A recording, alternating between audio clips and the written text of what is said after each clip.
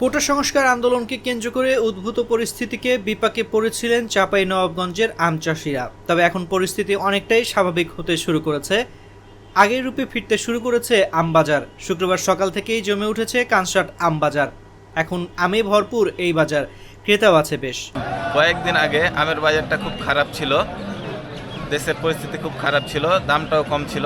আর এখন বাজারের অনেকগুলো আম নামছে, তো দামটাও ভালো পাওয়া যাচ্ছে। কানসাটের যে অবস্থা ধরলেন, এর আগে ধরলেন 2-3 দিন আগে আমরা যেটা মায়ের খেয়েছি আম নিয়ে, সেটা বলার কথা নয়, কারণ আম ভেঙেছি, কাস্টমার পাইনি। এরকম বাজারের পরিস্থিতি, মার্কেটে আম উঠিয়ে কাঁচা আম কাকে গছাবো এরকম একটা লোক পাচ্ছিলাম না। এই কারণে ব্যাপক ক্ষতি হয়েছে। আমরা ব্যাংক ব্যালেন্স কিছু না করতে পারার কারণে আমগুলা ধরলেন যে আমরা কেনাকাটা করব। অনেক মানুষ তো প্রয়োজন আছে, আম ভেঙে এসছে, উনি নগদ টাকা নেবে, তো আমরা তো নগদ টাকা দিয়ে কিনতে পারছি। এখন মোটামুটি বাজার স্বাভাবিক, চাষি একটা ভালো মূল্য পাচ্ছে। কানসাট বাজারে আমরুপালি আম বিক্রি করতে এসেছেন ইউনিয়নের আব্বাস বাজার এলাকার হাবিবুর রহমান। তিনি বলেন, কয়েকদিন ধরে কোটা আন্দোলনকে ঘিরে সারা দেশে অস্থিতিশীল পরিস্থিতি বিরাজ করছে। এতে কমে গিয়েছিল আমের দাম, তাই আমরা গাছ থেকে তেমন আম নামাইনি।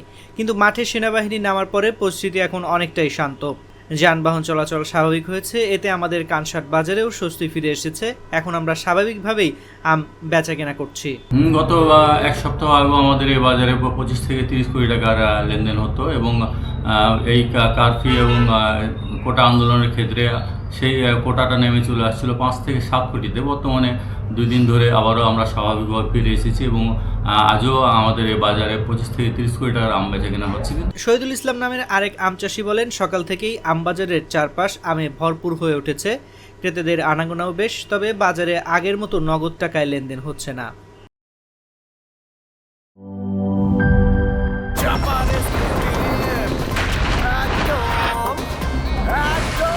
শপথ ভাই তোমার মামা। খাও চাপার জোর পাড়াও।